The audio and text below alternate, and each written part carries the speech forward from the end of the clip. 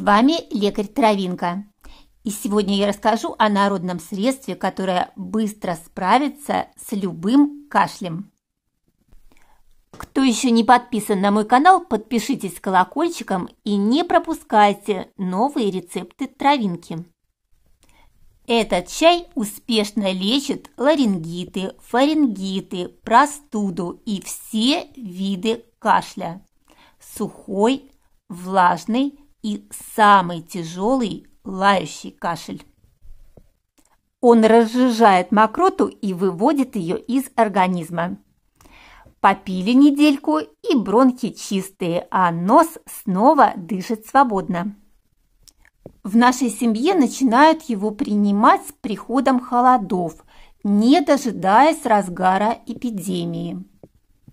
Напиток стимулирует иммунную систему и является природной профилактикой всех заболеваний, передающихся воздушно-капельным путем. Он содержит огромное количество витаминов, а также ценные вещества – полисахариды, которые повышают сопротивляемость организма инфекциям. Для целебного чая понадобятся лепестки очень известного растения.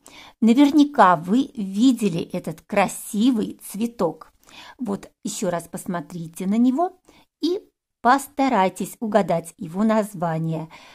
Напишите, пожалуйста, свой ответ в комментариях. Этот цветок у нас цветет до поздней осени. Даже сейчас вот можно еще сорвать свежую чашечку. Если она есть, то вот хватит, в принципе, одной чашечки для порции напитка. Сушеных лепестков понадобится меньше, чем свежих, примерно 1 чайная ложечка на чашку. Это дневная доза. Залить горячей водой, настоять 15-20 минут. Пить лучше с утра, особенно если вам предстоит выходить на улицу. Напиток содержит вещества, которые обволакивают дыхательные пути и не дают размножаться там вирусам и бактериям. Пришло время назвать цветок, если, конечно, вы еще сами не догадались. Подпишись, поставь лайк и поделись с друзьями полезной информацией.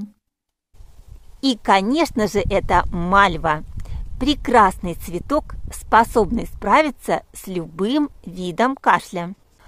От простудных и вирусных заболеваний помогают абсолютно все части растения. Запасайтесь на зиму не только цветочными лепестками, но и листьями и семенами, которые находятся вот в этих коробочках. Семена содержат 20% жирных эфирных масел, которые обволакивают дыхательные пути и не дают размножаться вирусам и бактериям. Вот эти коробочки с семенами я тоже всегда сушу на зиму, так же, как и цветки. А потом просто добавляю горстку семян в чай, кофе, даже в обычную воду.